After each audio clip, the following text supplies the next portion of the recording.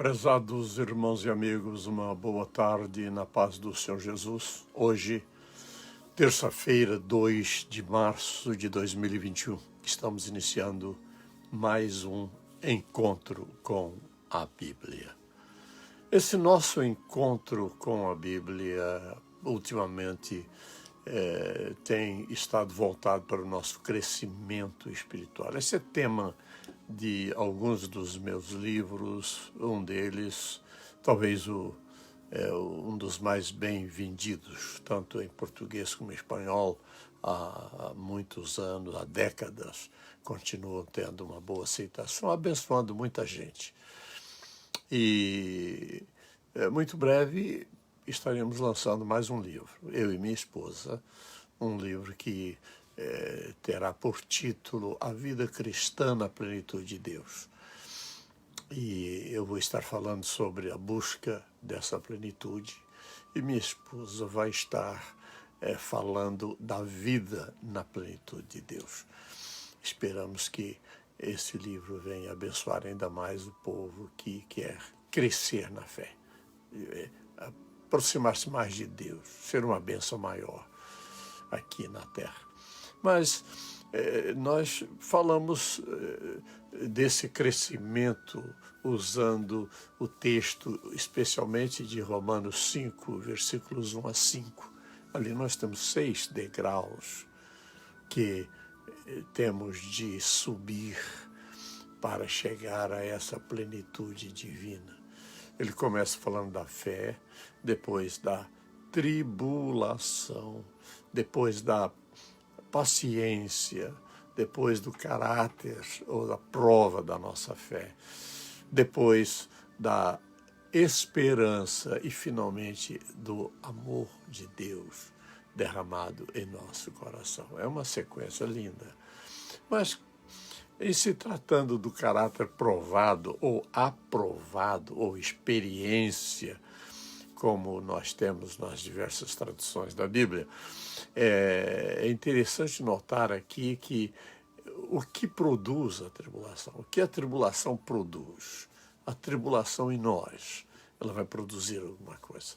Vivemos num mundo hostil, num mundo que está na contramão da vontade de Deus. O mundo jaz no maligno, e Jesus disse que o diabo veio para roubar, matar e destruir. Ele veio para fazer esse trabalho e não se cansa de fazer esse trabalho. Ele não mudou de opinião, ele já está condenado, mas continua realizando o seu trabalho nefasto, provocando crises nas nações, provocando pestes e problemas sérios, e que faz da raça humana um desastre neste mundo. Um desastre neste mundo.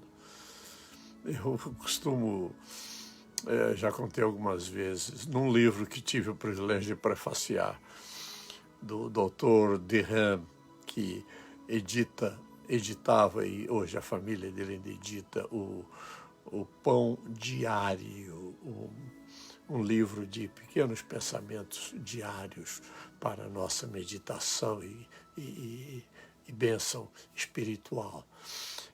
Nesse livro ele conta a história, ele cita, aliás, é um poema em que 2 macacos conversam acerca do ser humano. E um deles diz assim: você já ouviu falar no que os humanos andam dizendo por aí, de que eles são descendentes da nossa raça? E o outro responde: já ouvi sim, mas eu não concordo. Os humanos, descendentes da nobre raça dos macacos, eu não posso concordar. E o outro também retruca dizendo: mas eu também não concordo, porque, veja, os humanos, eles se destroem por aí com drogas, coisas que nós não fazemos. Ou então os humanos abandonam suas esposas. Nós não fazemos isso. E o pior, eles se matam uns aos outros em guerras, coisa que nós nunca fizemos. os humanos descendentes da nossa nobre raça. Eu protesto, eu discordo. Esse é um pensamento que tem lógica, tem sentido. Olha para a natureza. A presença do pecado no mundo corrompeu a natureza. A Bíblia diz com toda clareza que até os animais irracionais não foram criados carnívoros, foram criados herbívoros, está no Gênesis. Mas o pecado veio a um ponto em que Deus teve que destruir a raça humana e recontinuar a presença dos humanos na terra através da família de Noé. E o que é que a Bíblia diz justamente antes do dilúvio? Que a violência tinha tomado conta da terra. Só se respirava violência, destruição, violência, violência, violência. E Deus deu um fim a toda a raça humana. É uma coisa interessante quando a gente olha a perfeição da Bíblia. Todos os que viveram e cujas idades estão registradas na Bíblia, nenhum deles foi além do dilúvio. O próprio Matusalém, o homem que viveu 969 anos, morreu no ano do dilúvio. Ninguém ultrapassou, porque Deus destruiu todos. Só sobrou a família de Noé, da qual veio toda a descendência dos humanos.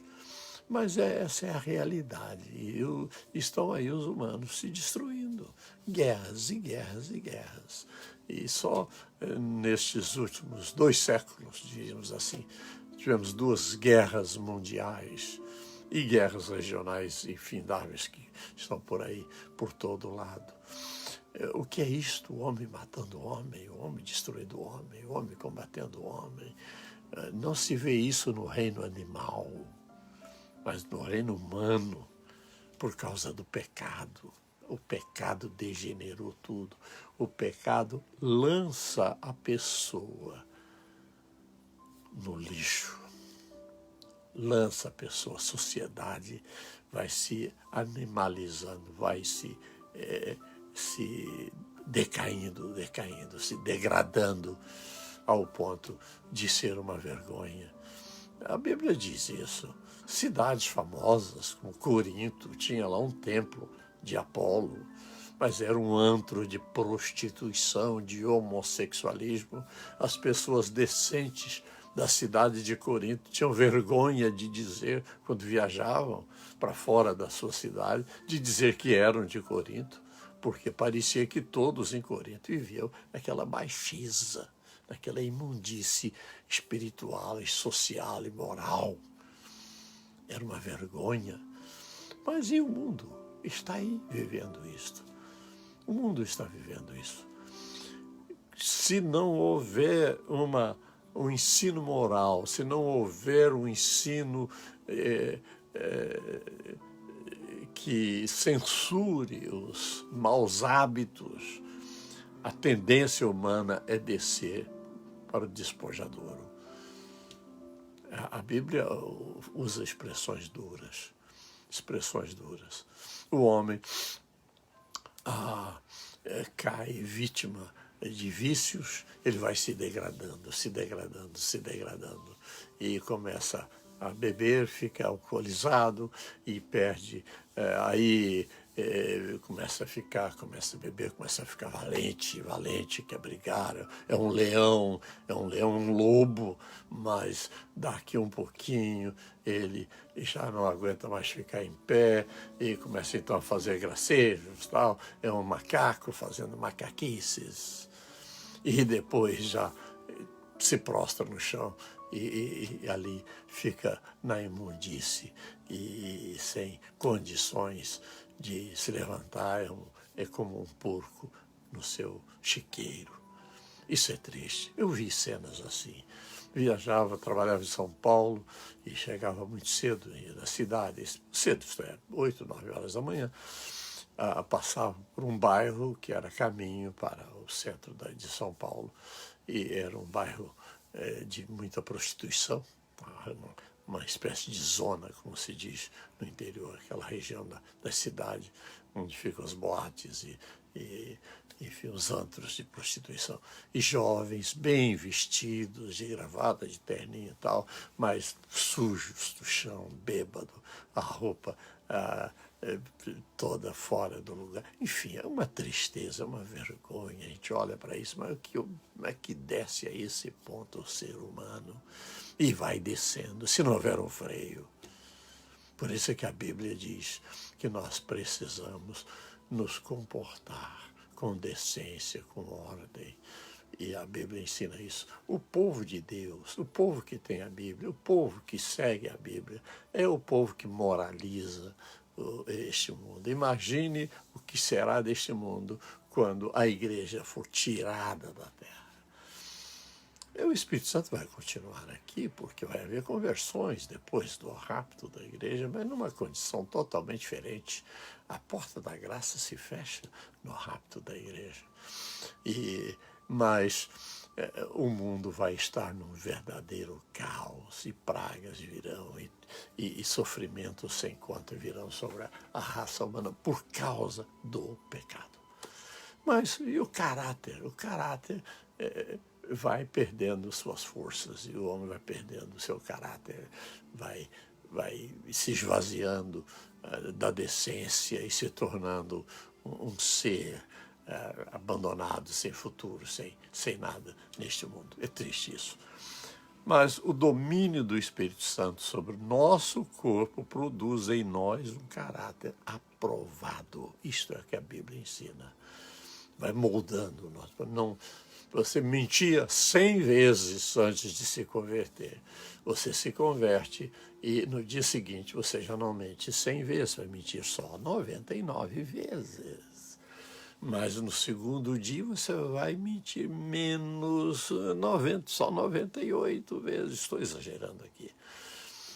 Mas a tendência é essa, é frear, e nós vamos mudando a nossa linguagem, mudando os nossos hábitos e vamos nos transformando, porque este é o trabalho do Espírito Santo, transformar a nossa vida. Somos transformados de glória em glória cada vez maior. A glória de Deus vai resplandecendo na nossa vida, ao ponto de brilhar na nossa face. Moisés esteve com Deus lá no alto do Sinai. E quando desceu de lá, as pessoas não podiam olhar para a face dele. Ele não sabia que o seu rosto brilhava. Brilhava como se fosse um sol, e o povo olhava com dificuldade para a face dele, teve que pôr um véu diante do rosto. Mas a Bíblia diz que nós, no Novo Testamento, não precisamos pôr um véu. Devemos deixar que a nossa face brilhe a glória da graça de Deus, da bênção de Deus na nossa vida. É mudança interior, vai mudando, vai mudando, vai mudando, e nós vamos sendo transformados. A comprovação dessa virtude ocorre nas muitas vitórias espirituais vividas no processo de crescimento em maturidade, ou seja, nas boas experiências que formam o nosso caráter. A Bíblia de Jerusalém usa a expressão aqui, virtude comprovada, caráter provado ou comprovado, ou aprovado. Tudo isso fala da obra de Deus na nossa vida. Estudei e lecionei no seminário em Boston, e lá era professor e meu colega também. Ele era um doutorando em teologia por aquele seminário, o seminário famoso Gordon Conner, seminário americano. E ele me disse um dia: Abraão, a igreja brasileira não tem ética. É lógico que ele se referiu à igreja num sentido geral, mas eu percebi que, mais particularmente, o meio pentecostal estava mais, na verdade, mais perto dessa conclusão dele. É duro isto, a gente ver que obreiros que estão pregando o evangelho, estão orando com a igreja, mas não consegue cumprir a sua palavra. Eu fui vítima disto, porque confiei em amigos, fui candidato a vereador, não tinha recursos, mas tinha possibilidade, muito conhecido na cidade. E deixei o meu material com o irmão que se prontificou a fazer isso com muita alegria, divulgar o meu trabalho num bairro forte da região. E no dia da eleição, ele estava trabalhando com afinco para outro candidato, enquanto o meu material foi jogado no lixo. É triste isso, mas eu confiei nele. Mas ele não cumpriu a palavra. Então, como é que fica isto? Se tratando de pastores, o diretor da Confederação Evangélica do Brasil, uma organização muito forte que representa as igrejas em geral, falando de corrupção, ele me disse: irmão Abraão, de Belo Horizonte ao Rio de Janeiro, nas últimas eleições, mais de 1000 pastores venderam os votos da igreja por 1 milheiro de tijolos. É lógico que ele usou uma expressão exagerada aqui, mais de 1000 pastores. Muita gente acha que eleição é a forma da gente negociar os votos, não importa em quem seja eleito, seja lá um comunista, um antibíblico, um ateu. Mas importante é que a igreja receba alguma coisa em troca, 1 milheiro de tijolos. Porque é o que mais se constrói. A igreja cresce no interior, muita construção, e o tijolo custa caro. Então, por 1 milheiro de tijolo, o candidato leva os votos da igreja. Isso é triste.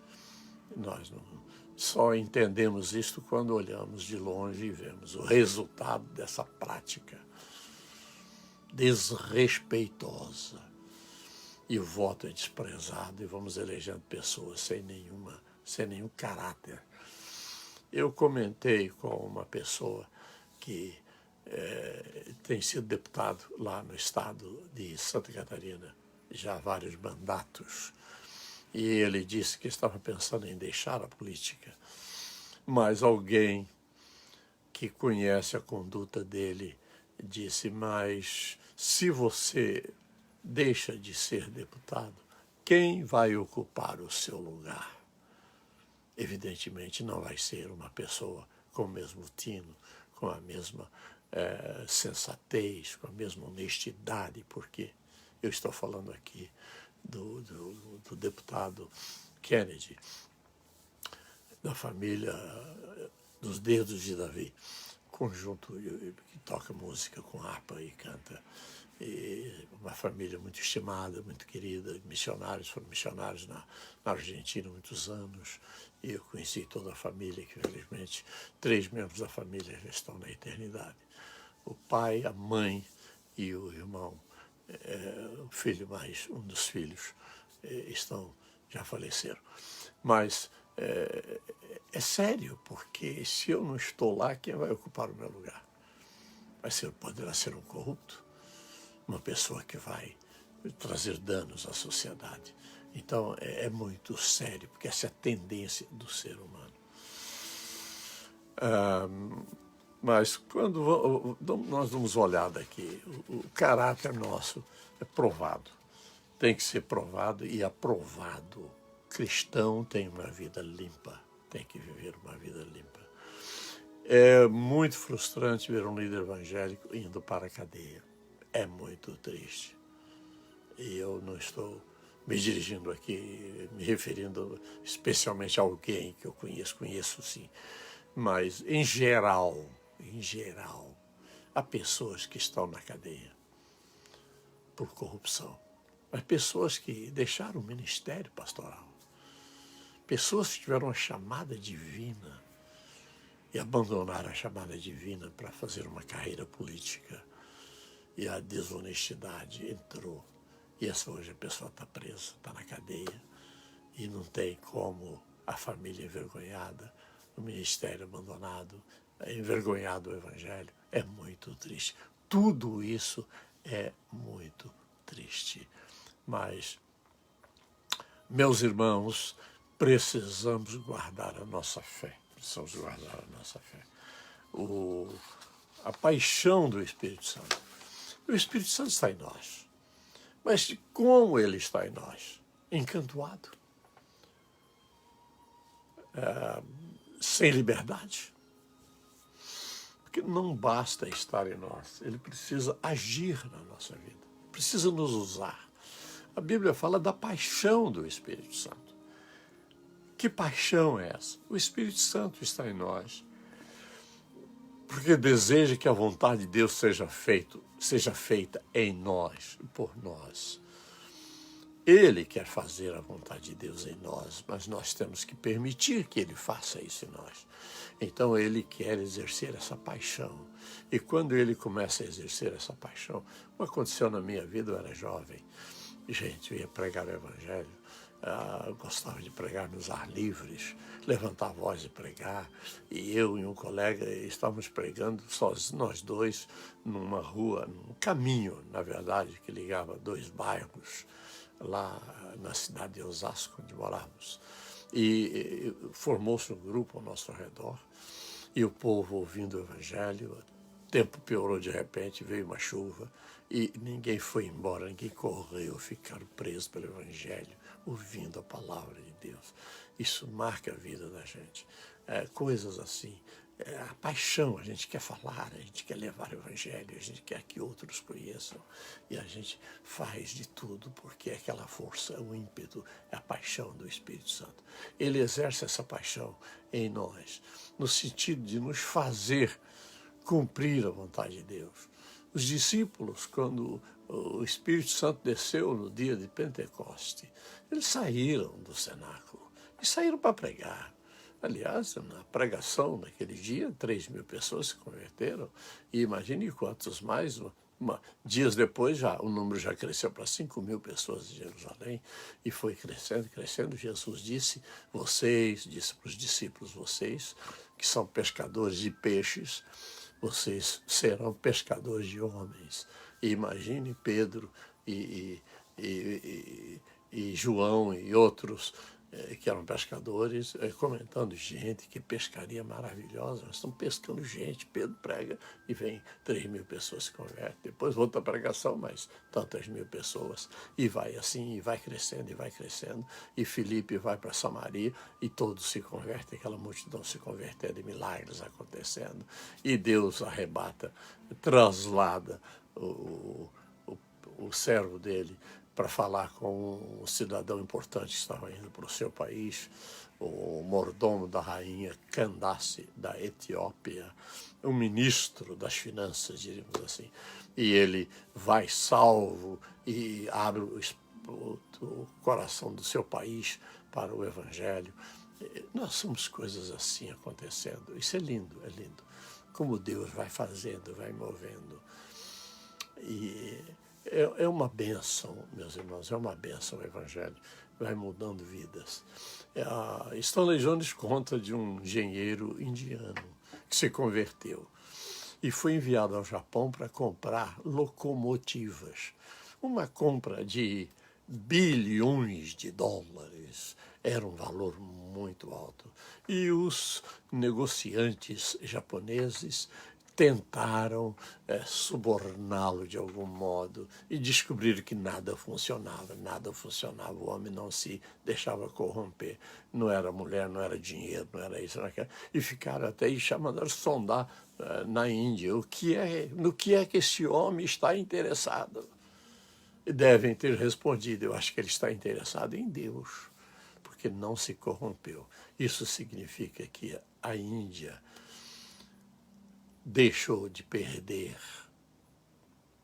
nessas transações milhões e milhões de dólares, porque o homem era honesto, o homem era um cristão, e o cristão é honesto, e não foi possível suborná-lo, Um exemplo que nós temos no Brasil muito interessante é o exemplo do presidente Bolsonaro. Perguntaram para ele, o que você fez em 20 e tantos anos como deputado?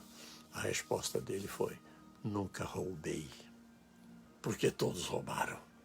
É o que ele está dizendo, eu nunca roubei. E fez uma campanha sem dinheiro, mas o povo reconheceu, esse é o homem que o Brasil precisa, que tem Deus em primeiro lugar, tem a família e tem a pátria. E precisamos orar pelo Brasil, porque a força contrária é tão grande que não sabemos como as coisas vão caminhar daqui para frente. Porque a política brasileira, os políticos brasileiros acostumados com a boa vida, com a corrupção, com o dinheiro fácil, estão desesperados porque não tem havido mais corrupção no governo. Mas o povo simples está sendo abençoado, está sendo ajudado, está sendo visto pelo governo, está sendo socorrido pelo governo. Deus tem feito um verdadeiro milagre naquele nosso país, uma grande nação, tão oprimida, tão roubada, tão destruída. Mas agora há um pouco de esperança. Nós estamos vivendo um tempo de caos no mundo. Só Jesus Cristo vai restaurar, de fato, a vida perfeita aqui na Terra. Quando Ele reinar aqui, vai haver um governo perfeito, um governo de paz, um governo que vai só crescer em graça, vai crescer em paz, vai crescer em progresso e durante 1000 anos de governo. Isso está para acontecer breve, mas até lá o mundo vai de mal a pior.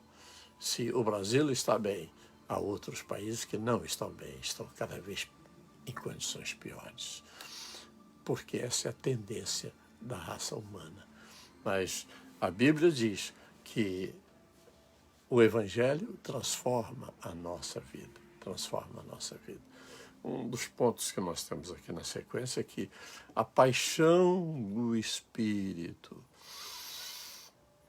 ela vem para nos mover.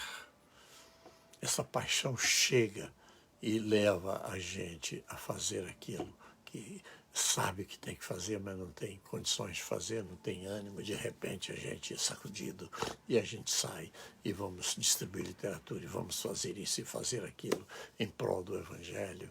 E é difícil até achar companheiros. Eu me lembro que ia distribuir literatura, comprei material, até material caro, revistas, evangelhos em forma de revista, todo decorado, colorido, em trabalho importado, trabalho bem feito, coisa bonita. É para evangelização, mas não havia... Consegui uma pessoa que nem frequentava a igreja, mas era um crente. E nós dois fomos de casa em casa e distribuindo literatura, orando pelas pessoas. Quando fizemos a última casa, numa beirando a linha de estrada de ferro lá em Bahamas. E quando saímos da última casa, Deus nos deu um abraço que nós nunca esquecemos. Sentimos a presença dele tão forte que começamos a chorar no meio da rua. Aquele gozo, aquela presença, como se Deus dissesse: que coisa bonita que vocês fizeram. Mas não continuamos a fazer, porque surge impedimento de todo tipo. A gente faz, mas não é com aquela perfeição. Como é difícil fazer isso, mas a paixão do Espírito nos leva a fazer isso. Como aconteceu com o irmão que eu acompanhei a vida dele. Eu falo dele. Escrevi um artigo sobre ele. O irmão Arlindo. Aquele homem era um apaixonado, pregava o Evangelho. Passou a vida todinha de convertido, pregando o Evangelho na praça... uma praça de São Paulo, que depois que fechou, ele foi para a Praça da República. E na Praça da República ele pregou o Evangelho até que foi para a eternidade, mas ganhando centenas e centenas de vidas. Eu estava em São Paulo e soube de cultos que estavam sendo realizados na periferia de São Paulo, por 1000 decisões acontecidas na Praça da República. Ele pregava o Evangelho, fazia um apelo e as pessoas ajoelhavam ali. Padre ajoelhou ali, oficial fardado ajoelhou na areia para receber Jesus. Uma força, alguma coisa tremenda que move. E esse irmão fez um trabalho lindo, lindo, lindo. Coisa linda. É a paixão do Espírito operando. Um verdadeiro evangelista. Nada podia parar, não tinha medo de nada. Ele se converteu e já começou a distribuir literatura, ia nas periferias, fazendas, sítios, chácaras, de casa em casa, não tinha medo de cachorro bravo, mas ia pregando o evangelho, nunca parou de fazer isso, até o fim da vida. E Deus fez um milagre tremendo na vida dele, um milagre tremendo. Preparou tudo para que ele pudesse pregar o evangelho o resto da vida, porque deu um salário para ele, deu sustento, deu tudo. É uma história que eu conto no meu livro, que vai sair em breve. Eu falo desse irmão, e eu já escrevi um artigo sobre ele, talvez muitos irmãos já tenham lido. Mas a verdade é que essa presença da paixão do Espírito em nós é muito importante. Nós somos normalmente medrosos quanto a isso. Nós temos medo de nos mostrar publicamente como evangelista e falar do Evangelho, porque parece loucura. O Evangelho é loucura para os perdidos. Eles não conseguem entender isso, mas não é para entender mesmo, porque se trata de algo sobrenatural. Sobrenatural. E eles não conhecem esse lado sobrenatural. Eles só vivem no mundo natural. O mundo natural é isso: comer, trabalhar, se divertir, correr para lá e para cá, fazer uma coisa e outra. E não tem mais nada, não tem esperança, não tem nada. Mas o cristão, ele sabe que ele nasceu de novo, ele tem uma viva esperança, ele sabe que vai para o céu, ele tem vida eterna em Cristo Jesus e ele quer que outros também tenham as mesmas bênçãos e comecem então a evangelizar. Os nossos ouvintes, guarda-os nesse tempo de pandemia, nesse tempo de dificuldade, livra-os do Covid-19. Guarda, Senhor, os teus filhos, especialmente, que estão sofrendo essa enfermidade nos hospitais. Seja com eles, cura, envia a bênção da cura, do livramento e da saúde, meu Pai, para a honra e glória do teu santo nome. Abençoe o Brasil, abençoe a igreja no Brasil, abençoe as autoridades que participam do governo brasileiro. Continue a abençoar, meu Pai. Continue a guardar, meu Deus.